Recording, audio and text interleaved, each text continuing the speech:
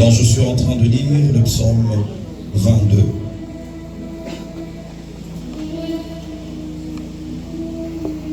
Le psaume 22, je lis à partir du 3e verset. La Bible est en train de dire: mon Dieu, je crie le jour et tu ne réponds pas. La nuit et je n'ai point de repos. Pourtant tu es le Saint. Tu sièges au milieu des louanges d'Israël. Dis à ton voisin: l'Éternel siège au milieu des louanges. Dis-le bien: l'Éternel siège au milieu des louanges. Alors tu vas te tenir debout. Nous allons louer le Seigneur.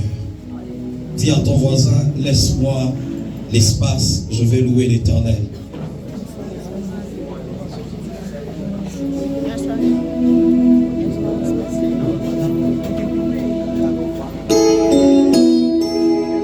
Est-ce que tu peux pousser des cris de joie pour Jésus? Si tu peux commencer à battre les tes mains.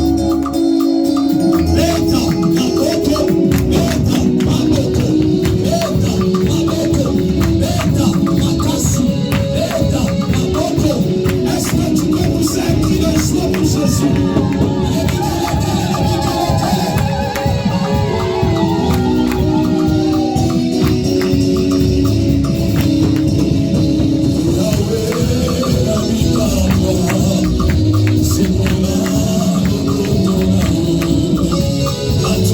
So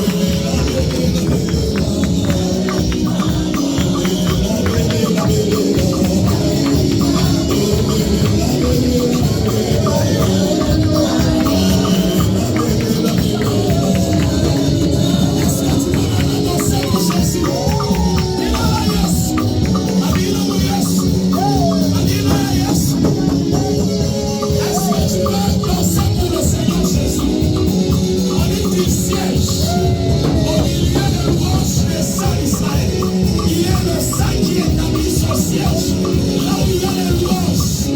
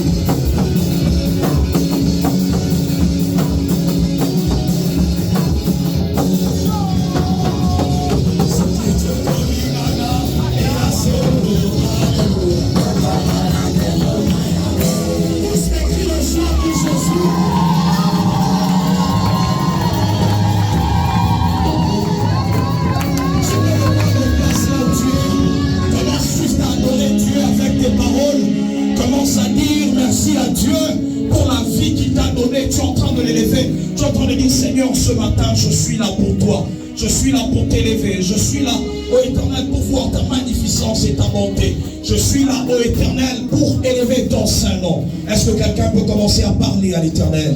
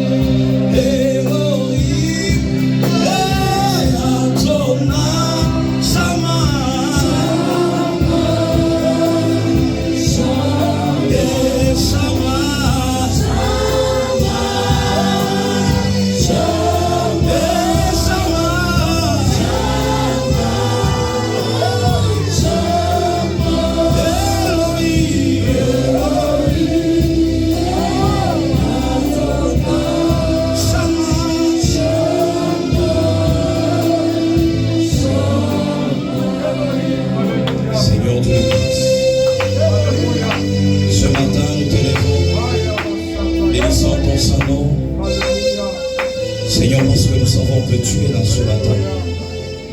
Nous sommes en train de bénir ton nom glorieux, oh Dieu, pour cette grâce que tu nous offres, d'être devant de ton peuple. Désirons à ce que seul ton esprit nous parle ce matin. Dans le nom de Jésus-Christ de Nazareth. Est-ce que tu peux acclamer fortement le Seigneur Jésus? Alors très rapidement, nous sommes en train d'ouvrir nos Bibles. Nous sommes en train de lire dans le livre de Éphésiens, chapitre 4. Nous commençons au verset 25. Éphésiens chapitre 4. Je peux te tenir debout pour honorer la parole de Dieu.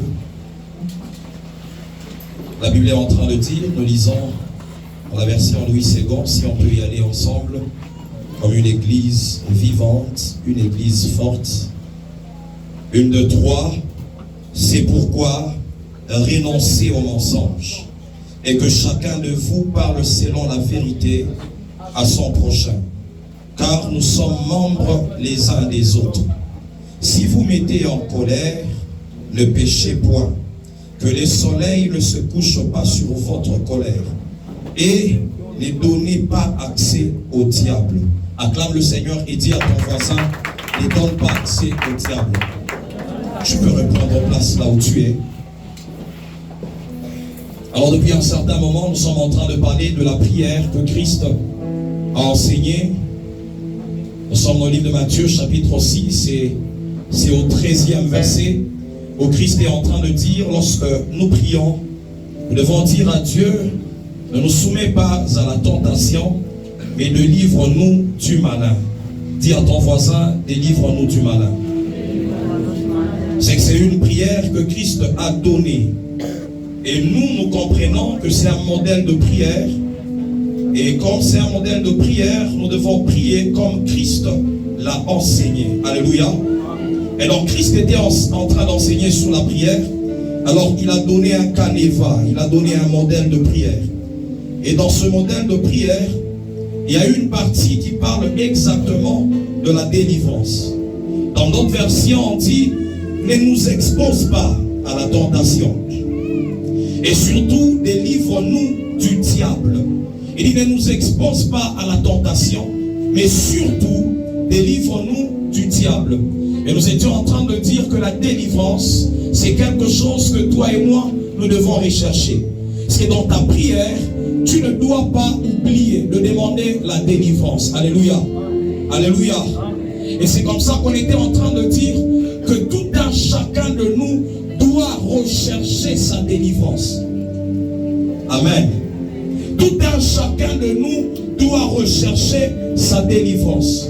Et donc ce n'est pas aux hommes de Dieu de te pousser à rechercher ta délivrance, mais c'est à toi de comprendre que déjà Christ lui-même, il nous dit dans notre prière, nous devons prier pour avoir la délivrance. Amen. Parce que nous devons rechercher la délivrance. Nous sommes dans une saison et dans une génération où on ne comprend même pas certaines réalités attachées à la délivrance. Mais depuis un certain moment, nous sommes en train d'expliquer beaucoup de choses attachées à la délivrance. Alléluia. J'aimerais donner juste un secret attaché à la délivrance. En fait, quand l'Éternel délivre quelqu'un, c'est premièrement la manifestation de sa bonté et de son amour. Et deuxièmement, c'est la manifestation de sa puissance. Alléluia. La délivrance n'est pas un travail d'un homme de Dieu. Ce n'est pas un homme de Dieu qui recherche à ce que toi tu sois délivré. Mais c'est Dieu lui-même qui a prévu que toi et moi, nous devons recevoir la délivrance. Alléluia. Et donc tous ces problèmes que nous sommes en train d'avoir, c'est parce que nous ne comprenons pas que nous devons rechercher la délivrance. Alléluia. Nous sommes très confortables dans nos états où nous nous retrouvons, au point où à un certain moment, nous voulons même cacher certains esprits dans les vestes, au moins que je reste avec ces esprits-là, mais que je ne sois pas délivré, que je ne reçoive pas la délivrance. Alléluia. Dis à ton voisin, la délivrance, c'est la manifestation de l'amour de Dieu dans ta vie. manifestation de la puissance de Dieu dans ta vie. Acclame le Seigneur si on est en train d'avancer ensemble. Alléluia. Dis à ton voisin la délivrance. C'est que c'est à toi-même de prier pour ta délivrance, de rechercher ta délivrance. Alléluia. Dis à ton voisin, c'est à toi de rechercher ta délivrance.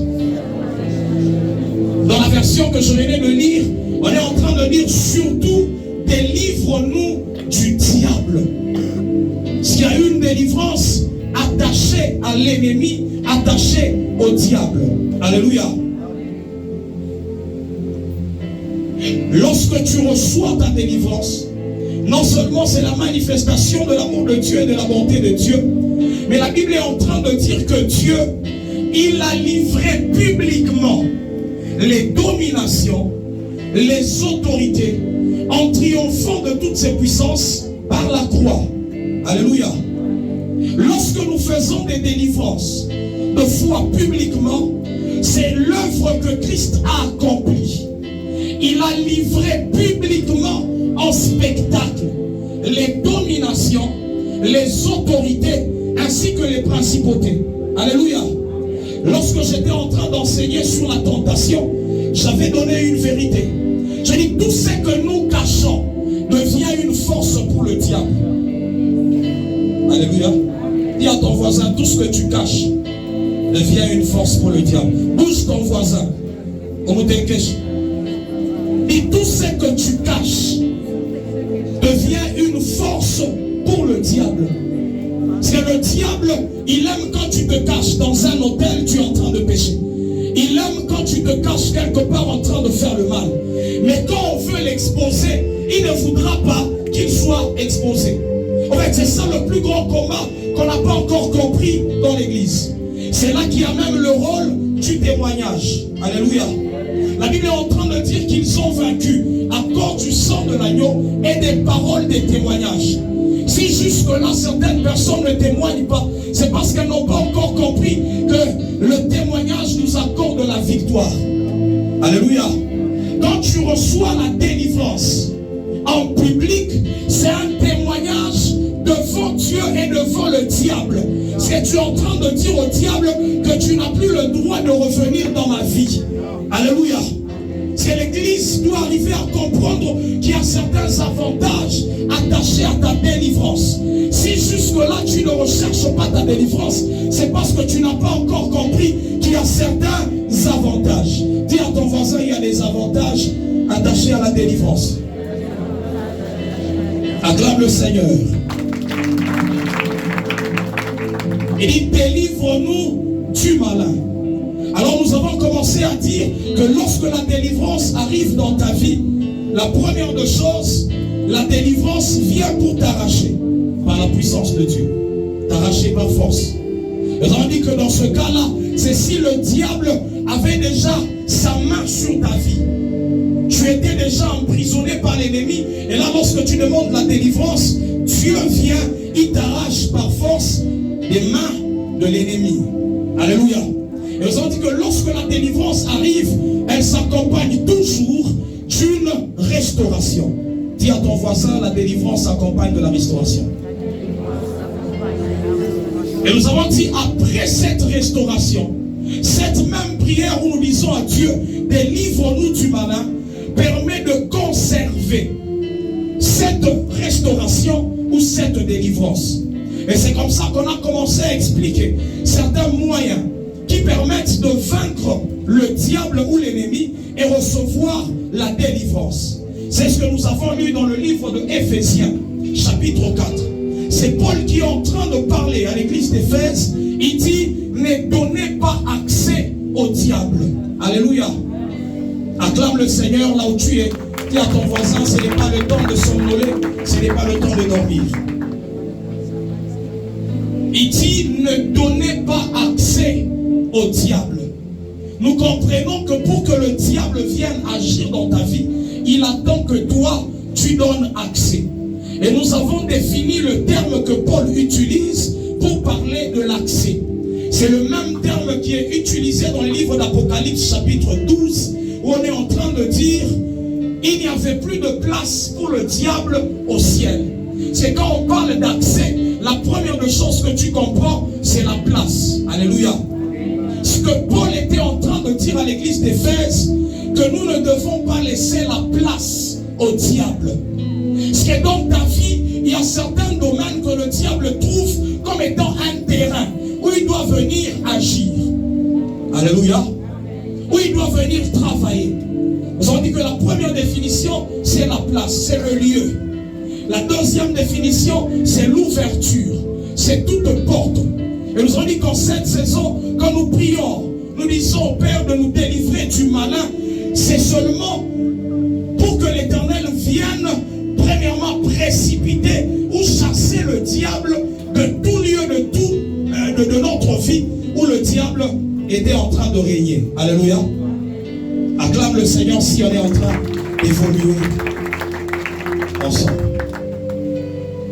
Délivre-nous du malin. Et nous sommes en train de parler d'un sous-point qui est en train de dire: ne donnez pas accès au diable. Alors nous avons commencé à parler de certains accès. Nous avons dit, le premier accès dont nous avons développé était dans le livre de Daniel. Nous sommes dans le livre de Daniel. Daniel chapitre 5.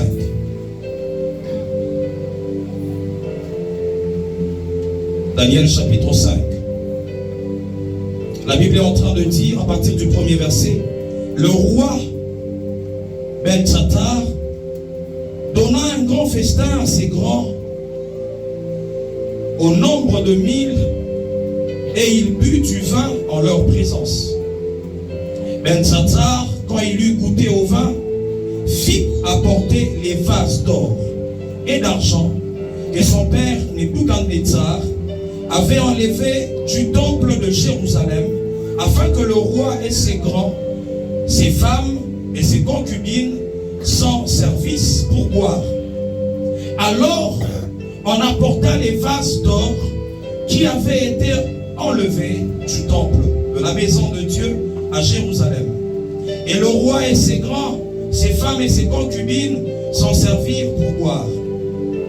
Ils burent du vin et ils louèrent les dieux d'or, d'argent, d'airain, de fer, de bois et de pierre.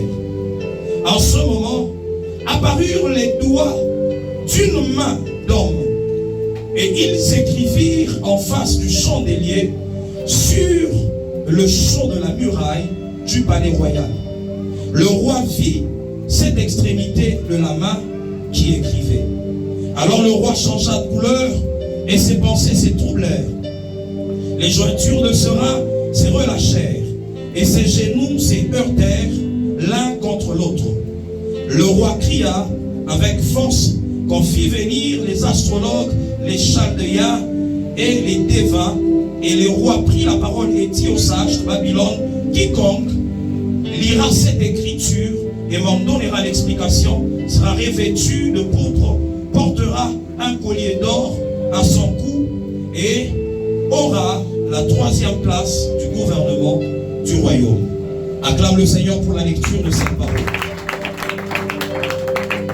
Alors la Bible est ici en train de nous révéler quelque chose qui s'est passé à Babylone, et cette chose était attachée à certains ustensiles qui étaient dans le temple à Jérusalem. Alléluia. La Bible est en train de dire que Moïse avait consacré tous les instruments, tous les ustensiles qui étaient dans le temple à Jérusalem. Et donc tous ces éléments qui étaient dans le temple étaient consacrés au Dieu créateur. Et parce que ces éléments étaient consacrés à Dieu, c'est Dieu lui-même qui devenait, ou encore qui établissait un lien avec ces instruments ou ces éléments. Alléluia. Et alors nous comprenons que tout instrument, tout objet consacré à une divinité devient un point d'accès pour les esprits. Dieu lui-même qui est un esprit, il voit qu'on est en train d'utiliser ces ustensiles il va pour frapper le roi de Babylone. Alléluia. Tu peux dire à ton voisin, les instruments, les objets consacrés à des divinités ou à des esprits deviennent des portes d'entrée dans ta vie. Alléluia. Ceux qui étaient là en semaine, on a montré ici certaines choses que certaines personnes ont déposées après leur repentance. Et ces objets devenaient des points de contact avec les esprits. Et les esprits venaient agir dans leur vie parce que ces hommes détenaient certains objets qui ont été consacrés à des esprits, à des divinités. Alléluia. Il y a des bagues, il y a des chaînettes, il y a beaucoup d'objets que tu peux détenir et qui devient un accès. C'est comme ça que Paul est en train de dire, ne donnez pas accès au diable. Parce que pour bénéficier de ta délivrance, tu dis à Dieu, délivre-moi du malin. Il y a des choses que tu dois déposer devant Dieu. Tu dois te détacher de certains objets, de certains éléments, afin que tu vives cette délivrance-là. Alléluia. Le port de certains objets, de certaines choses consacrées aux esprits, consacrées à certaines divinités, devient une porte pour les esprits. Alléluia. Alors Paul dit, ne donnons pas accès. Première porte, les objets consacrés à d'autres divinités. Nous sommes dans des familles où peut-être nous avons reçu ce que les autres appellent les reliques, l'héritage, certains objets attachés aux ancêtres et attachés aux grands-parents. Tu ne connais pas l'état d'âme de ce grand-parent. Et si cet objet était attaché à un esprit, tu seras réclamé et tu dois recevoir ta délivrance. Alléluia. Alléluia. J'ai demandé à papa en soi, papa, Moïse, de nous rechercher encore ces objets-là pour les présenter encore devant que certaines personnes voient cela. Alors je me rappelle, je crois que papa Msili connaît aussi cette histoire. Il y avait une sœur, le temps où notre feu père était encore là. Une sœur qui à un certain moment, elle était tombée gravement malade. C'est une sœur de la famille. Alors à un certain moment, elle est même partie, elle est morte, s'il fallait qu'il faut qu'on dise. Le papa, le temps où il était là, il a compris qu'il y avait une activité d'un esprit. Il a commencé à prier pour cette personne. Il a commencé à prier pour cette personne. Alors le temps où il était en train de prier pour cette personne, curieusement la personne commence à parler dans une langue inconnue, dans sa langue maternelle. Elle n'a jamais été dans son village, mais elle a commencé à parler dans sa langue maternelle. Alléluia. Alors le papa a commencé à poser des questions à l'esprit. Comment tu es entré? L'esprit dit, j'avais donné une petite casserole. Il était à tout que j'avais donné à la famille de cette soeur. Et c'est comme ça que je suis en train de réclamer la soeur. C'est que le port de cette casserole devient une porte d'entrée. Et cet esprit commence à venir réclamer l'objet qui lui appartenait. Alléluia. Donnez-moi ça, main. Alléluia. Ah, c'est une croix, on ne sait pas si c'est une croix égyptienne. On peut l'approcher. Une croix égyptienne. On appelle ça, pour ceux qui connaissent peut-être la spiritualité, la croix de Ankh. Alors il y a quelqu'un qui a reçu cette croix. Et on lui a dit, chaque fois que tu seras dans un problème, si tu portes seulement cette croix dans ta poche, tu auras des solutions. Alléluia. Alléluia. Alors il est venu, on a commencé avec lui un processus de délivrance. Mais pour que les esprits partent, il faut d'abord au préalable se détacher de cet objet qui devient une porte, un lieu sur lequel le diable trouve accès. Et également, celui-ci. Ça c'est pour quelqu'un. Il dit, lui là, Même si vous êtes au nombre de 10, vous n'allez pas le soulever. Alléluia. Ce qui a un poids terrible qu'il reçoit le temps où il porte cet objet. Alors ce n'est pas un poids naturel, ce sont les esprits qui viennent agir dans la vie. Ce sont les esprits qui passent par cet objet et commencent à travailler avec lui. C'est quand il se bat là, c'est après le combat qu'il se rend compte qu'il s'était battu. Alléluia. Est-ce qu'on est ensemble? Tous ces objets sont le point de contact avec le monde des ténèbres. Dans ta maison, certaines choses que tu portes, il faut à un certain moment t'en débarrasser. Et là tu peux dire à Dieu, délivre-moi du malin. Alléluia. Acclame le Seigneur si tu es avec moi. Dis à ton voisin, le port de certains objets devient un point d'accès. La deuxième des choses, nous avons dit les aliments sacrifiés aux idoles ou aux esprits. Dans le livre de Daniel chapitre 1er, c'est là qu'on nous parle de ces choses. Et dans le livre de Corinthiens, la Bible est en train de dire que le roi, il a donné une recommandation. Il a dit qu'on devait choisir des jeunes gens, des jeunes hommes qui étaient beaux, qui étaient sans défaut, qui étaient intelligents. Et ces jeunes hommes devaient travailler aux côtés du roi. Alors le roi a recommandé un mets, un type de nourriture pour que ces hommes-là, qui recevaient certains enseignements particuliers, deviennent capables de travailler avec les divinités attachées à Babylone. Alléluia. Babylone était contrôlée par certaines divinités. La Bible est en train de nous parler de l'esprit qu'on appelle le prince de Perse. Ce sont des esprits qui étaient établis sur Babylone. Alléluia. Acclame le Seigneur si on est en train d'avancer.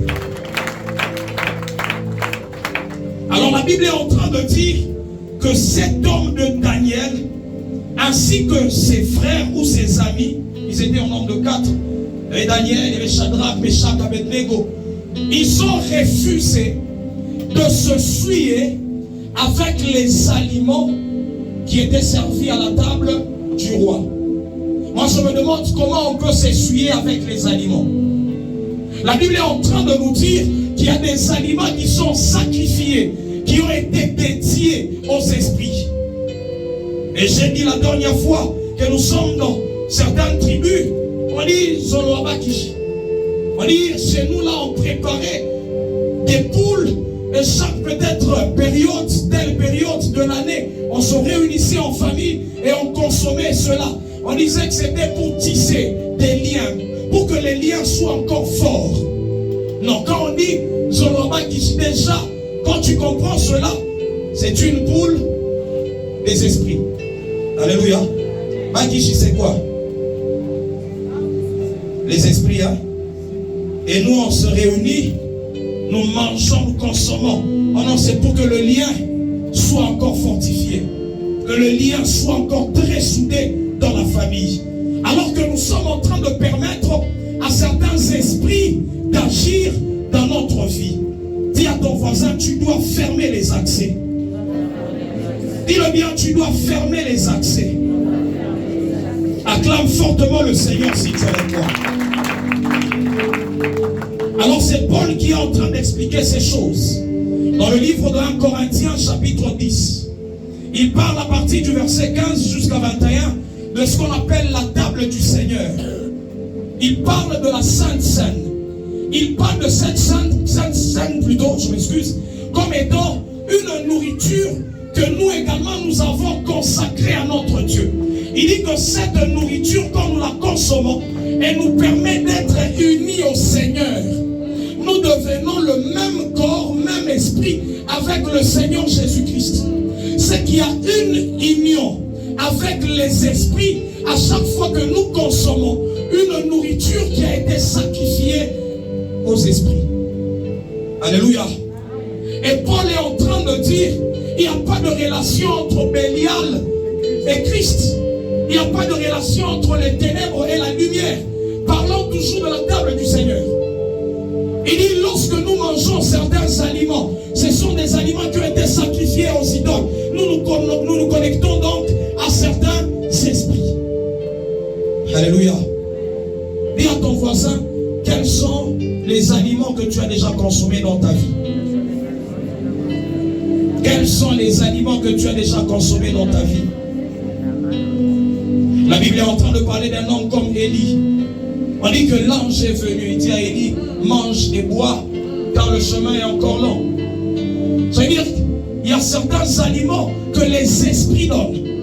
Peut-être que toi, tu ne l'as pas consommé physiquement, mais c'est spirituellement dans les songes ou dans les rêves que certaines personnes ont consommé certains aliments, certaines nourritures qui deviennent des points d'accès des esprits dans leur vie. Alléluia.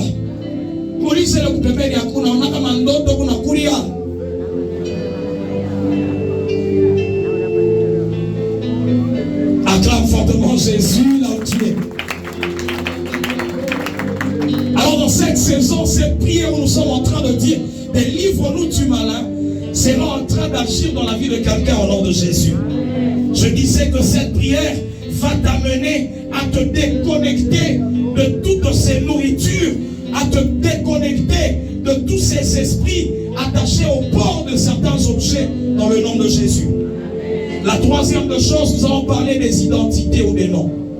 Ceux qui étaient là le vendredi, ils ont compris certaines réalités parce que là on avait expliqué un peu de manière détaillée.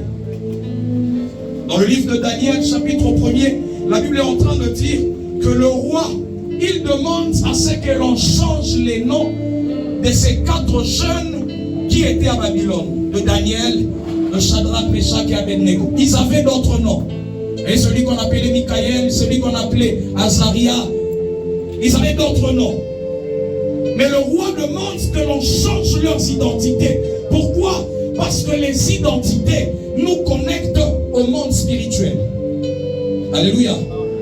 Et nous avons donné plusieurs manières que nous recevons les noms. Nous avons parlé de Jésus. Nous avons parlé de Jean-Baptiste.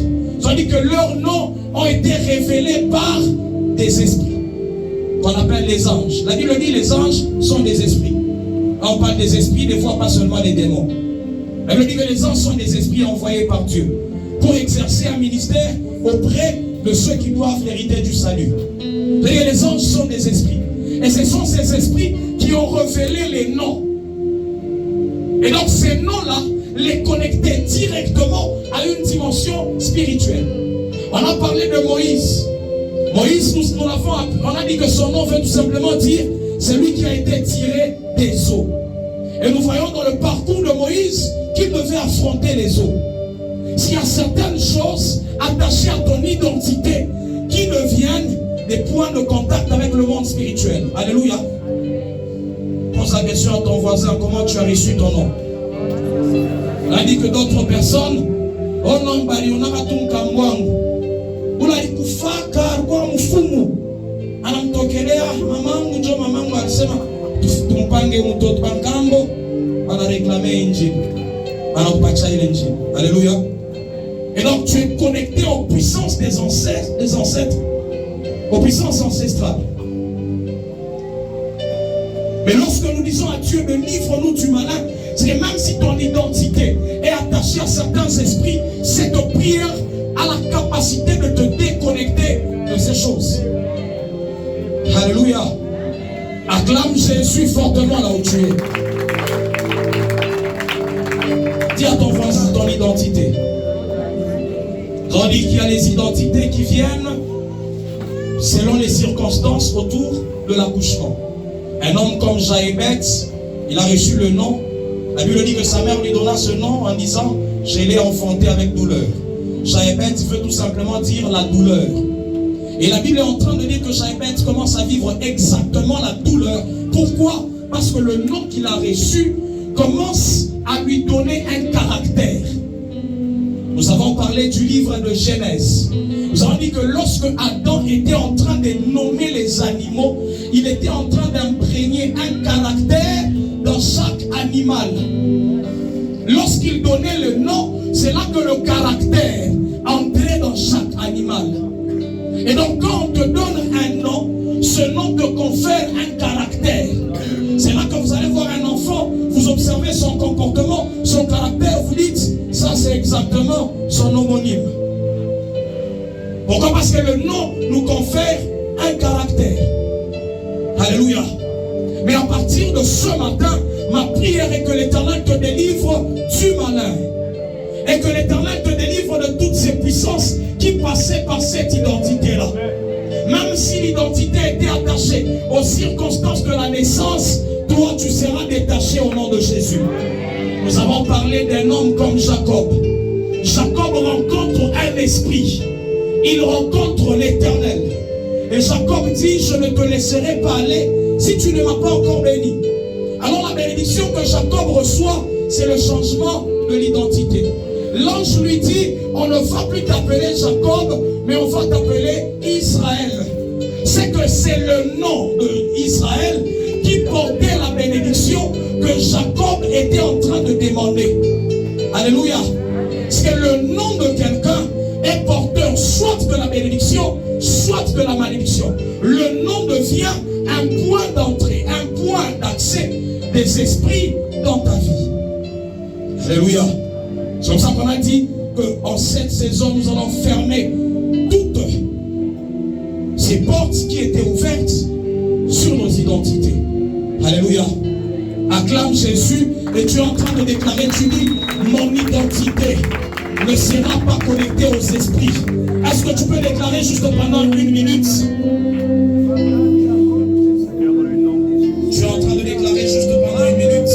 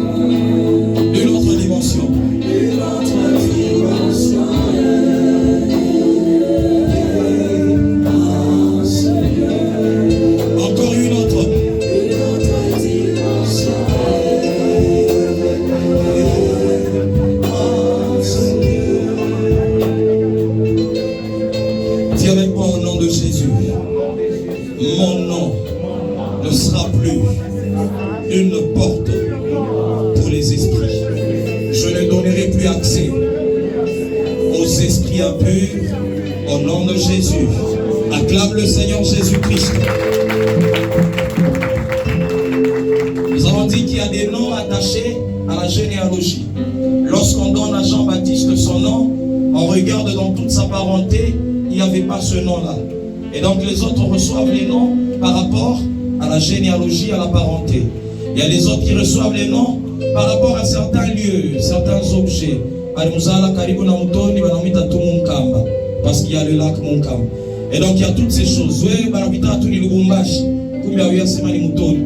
Et donc il y a l'esprit attaché à cette rivière, à ce lac, à ce fleuve, qui peut commencer à te réclamer parce que tu portes un nom qui te connecte exactement à cet esprit. Alléluia. Dis à ton voisin, nous n'allons pas donner accès au diable. Nous n'allons pas donner accès au diable.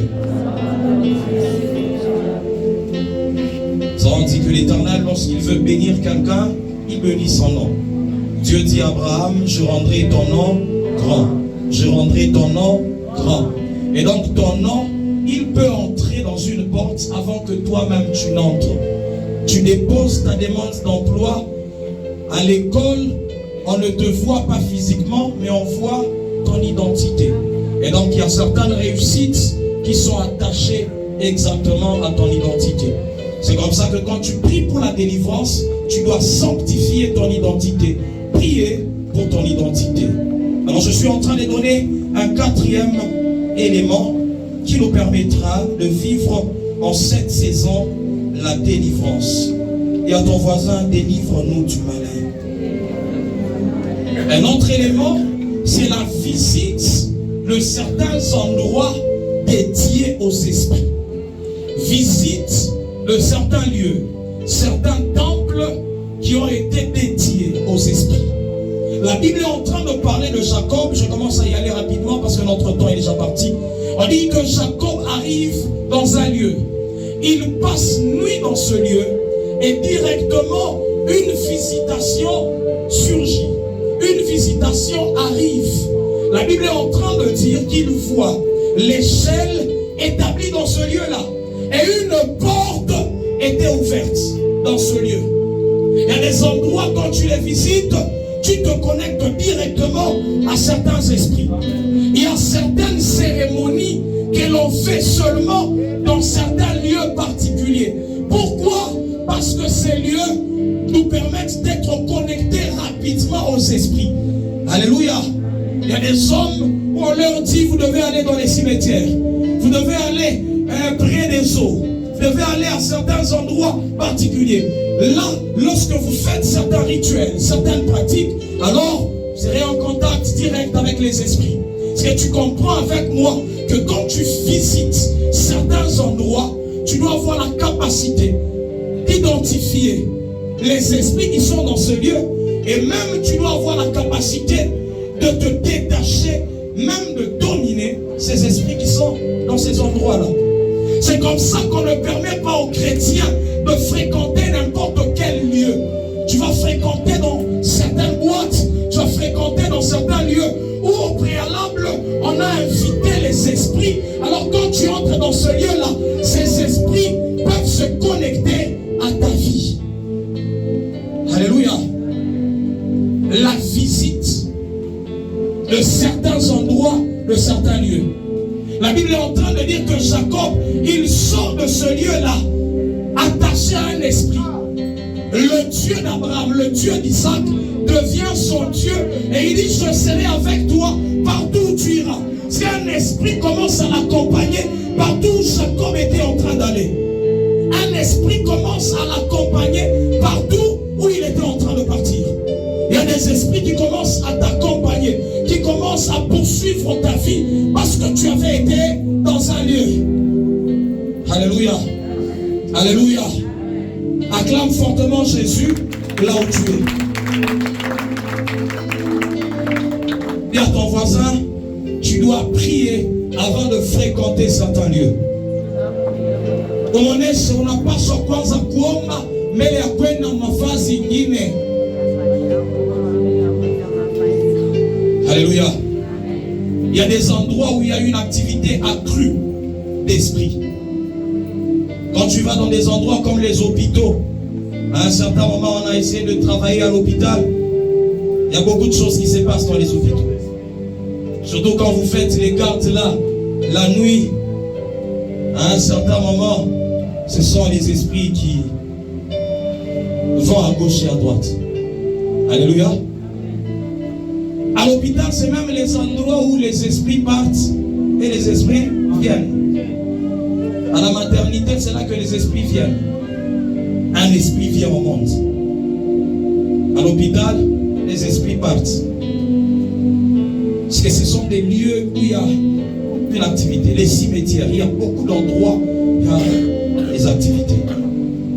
Alors quand tu dis à Dieu, délivre-moi du malin, tu es en train de dire à Dieu, Seigneur, quel que soit le point d'accès, si c'est un esprit qui s'est attaché à ma vie, parce que j'ai été dans un certain lieu, Seigneur, que cet esprit me relâche dans le nom de Jésus. La Bible est en train de nous parler du fou de Gadara. La délivrance du fou de Gadara est en train de nous révéler des esprits particuliers. La Bible dit que lorsque Jésus est en train d'aller pour délivrer ce fou, déjà quand il était dans la barque sur la mer, on dit qu'une tempête s'est levée. Ce n'était pas une tempête naturelle. Il y avait un esprit qui savait que Christ est en train d'aller pour délivrer le Gadarénien. Je m'explique. Quand Jésus arrive à notre bord, directement, le fou de Gadara va au-devant de lui. Et il lui dit, qu'y a-t-il entre nous et toi? C'est que déjà quand Christ avançait sur la mer, l'esprit avait la capacité de voir qu'il y a quelqu'un qui vient pour la délivrance. Alléluia. Il y a quelqu'un qui est en train de venir. Mais je suis en train de comprendre qu'il y avait plusieurs esprits. Mais le plus grand esprit était un esprit attaché aux eaux. Alléluia. Pourquoi? Lorsque Jésus chasse les esprits entrent dans les pourceaux sont allés où? Dans les eaux. S'il y a certaines eaux, tu vas là-bas et tu t'attaches aux esprits.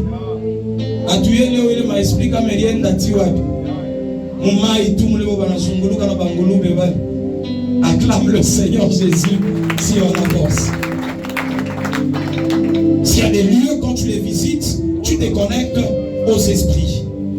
Mais ma prière ce matin est que l'Éternel t'amène à vivre ta délivrance au nom de Jésus. Je disais que l'Éternel t'amène à vivre la délivrance au nom de Jésus. Un autre élément,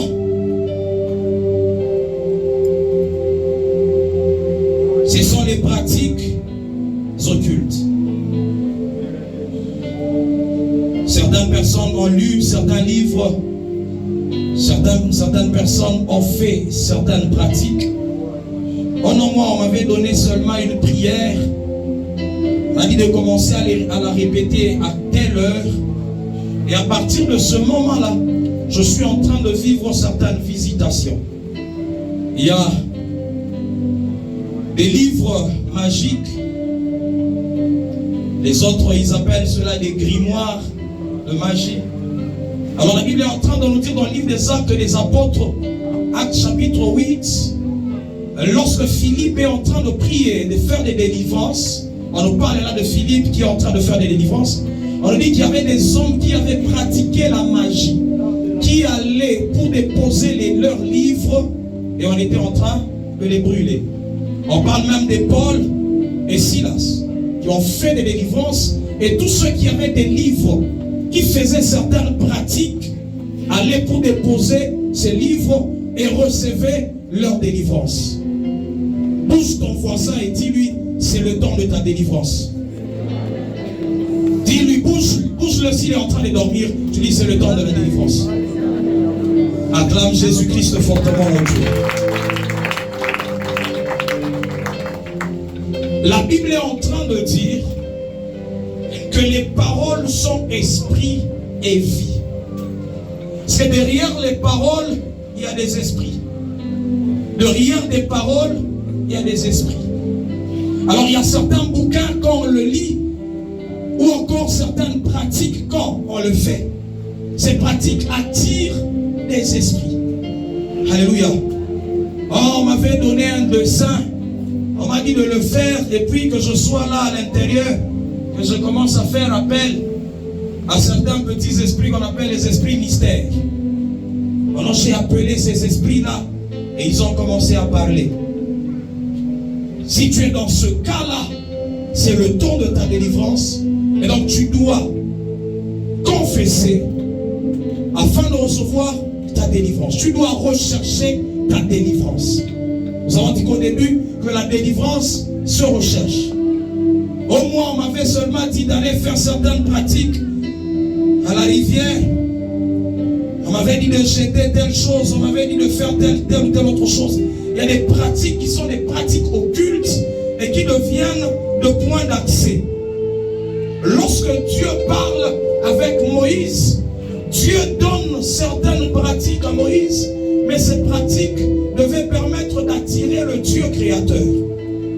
Alléluia. Il parle de la construction du tabernacle, la construction du temple, mais tout cela c'était pour attirer Dieu.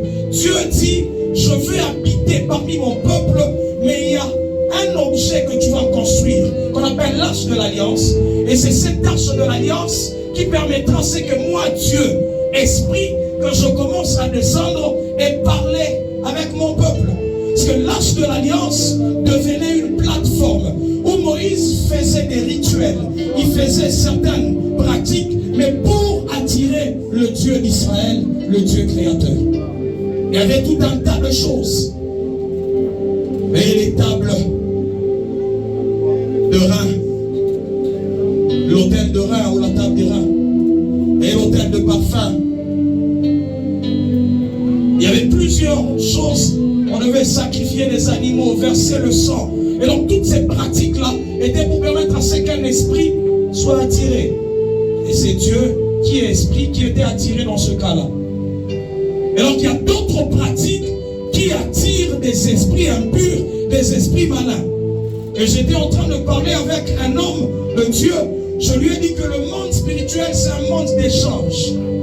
Tu ne peux rien recevoir d'un esprit sans avoir échangé, sans avoir donné quelque chose. Et nous recevons les choses venant des esprits. Pourquoi? Parce que Dieu a tant aimé le monde et qu'il a donné son Fils.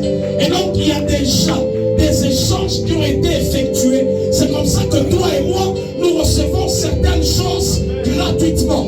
Mais je voudrais dire que ce n'est pas gratuit parce qu'il y a eu échange au préalable.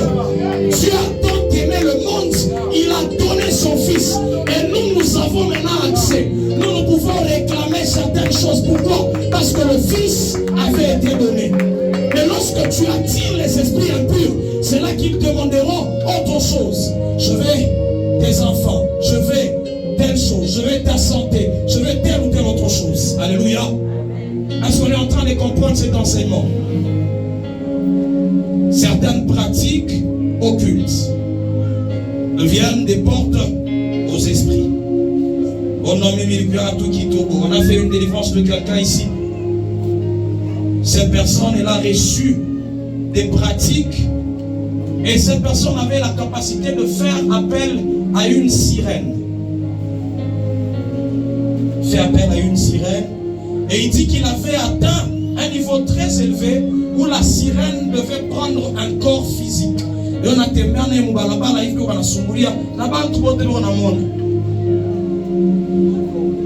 et il devait faire certaines prières, certaines pratiques pour attirer cet esprit-là. J'en ai brûlé ces histoires avec le frère en Sicile. Au-delà de ça, il est allé voir même Makam Manansap. Oh non, il est dans l'armée, c'est un militaire. Alors il cherchait des protections. On lui a donné quelque chose. Il avait même le pôle de certaines choses qui le connectaient aux esprits. Et le jour où il vient faire sa confession ici, on l'appelle là-bas au village. On l'appelle. Coup de téléphone.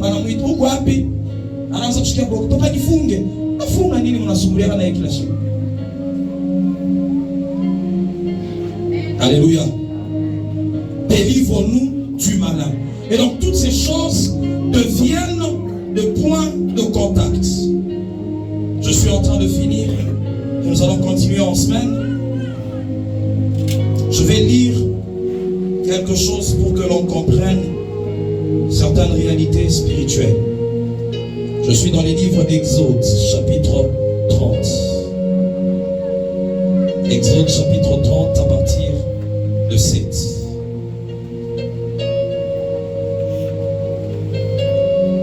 Exode, chapitre 30, à partir du 7e verset. Je lis au nom de Jésus. C'est sur cet autel que chaque matin, Aaron fera brûler les encens parfumés. Dans la version lui, c'est quand on parle des parfums ou des aromates. Les encens parfumés, pendant qu'il arrangera les lampes. Et chaque soir, quand il les allumera, le parfum brûlera continuellement devant l'Éternel, de génération en génération. Vous n'y offrirez pas des parfums profanes. Dans la version Louis II, pour ceux qui sont en train de lire, on dit les parfums étrangers. Étrangers plutôt, je m'excuse. Des senteurs étrangères. Alléluia. Il y a des parfums que Dieu dit à Aaron et à Moïse que vous devez les utiliser pour la présence de Dieu. Mais là, on nous parle des parfums étrangers. J'aime ma version qui dit les parfums profanes. Parce qu'il y a des parfums qui sont sur la ville où quand tu les mets, follow me. Quand tu les mets, les esprits follow you. Alléluia. Dis à ton voisin certaines odeurs. Dis-le bien, certaines odeurs deviennent des points d'accès des esprits. Alléluia. Dans le livre d'Apocalypse chapitre 8, on nous dit que cette pratique-là des parfums n'a pas commencé sur la terre. Au ciel, on brûle les parfums. Mais il y a une catégorie de parfums que tu dois connaître, que Dieu avait recommandé à Moïse, à Aaron, pour certaines choses, pour attirer certaines choses. Mon est sur le premier nom, comme à ma parfum, il ne se dit pas calé.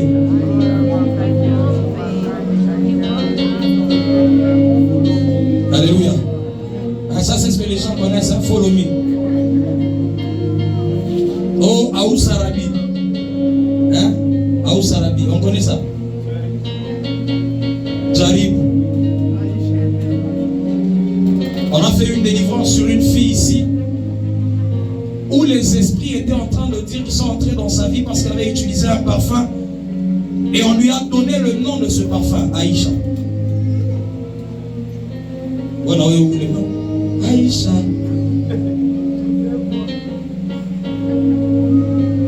Papa Sylvain a intéressé à la mouille. Alléluia. S'il y a certaines odeurs, quand tu les mets sur ton corps, partout où tu passes, ce sont les esprits qui commencent à être attirés. La Bible est en train de dire dans Luc, on parle de Zacharie qui était en train de brûler des encens, des parfums. Et à un certain moment, l'ange vient. Un esprit descend. Pourquoi? Parce qu'une odeur était élevée. Cocktail, tel des parfums. Cocktail de parfum. Pika. Mashbambi. Autayu ani borkani na pakala. Comme on a pika mona. Follow. Dis à ton voisin les odeurs. Dis-le bien les odeurs. Il y a quelqu'un qui me posait des questions. Pourquoi papa demande souvent des parfums pour la prière? Je donne une partie déjà de la réponse. Alléluia. Dieu recommande. Il dit à Aaron, tu vas brûler les odeurs, tu vas brûler les encens, les parfums. Et ces odeurs vont attirer ma présence. Des générations en génération. Des générations en génération. Que Dieu nous aide. Dans les jours qui sont en train de venir, nous allons enseigner sur ces choses en profondeur. Alléluia. Et là, si les esprits sont en train de te poursuivre, ils ont déjà commencé à agir dans ta vie, tu as besoin de fermer cette porte-là. Ce point d'accès doit être fermé. Dis à ton voisin, nous n'avons pas le droit de donner accès au diable en cette saison. Nous n'avons pas le droit de donner accès au diable en cette saison. Alors tu vas incliner ta tête là où tu es. Nous allons utiliser le premier élément qui te permettra de fermer la porte, c'est le sang de Jésus. Je dis, Seigneur, je pose le sang de Christ sur ma vie, sur mon identité, sur mon corps, sur tout ce qui est à moi, sur ma maison, afin qu'aucun esprit ne trouve accès. Est-ce que tu peux commencer à parler là où tu es?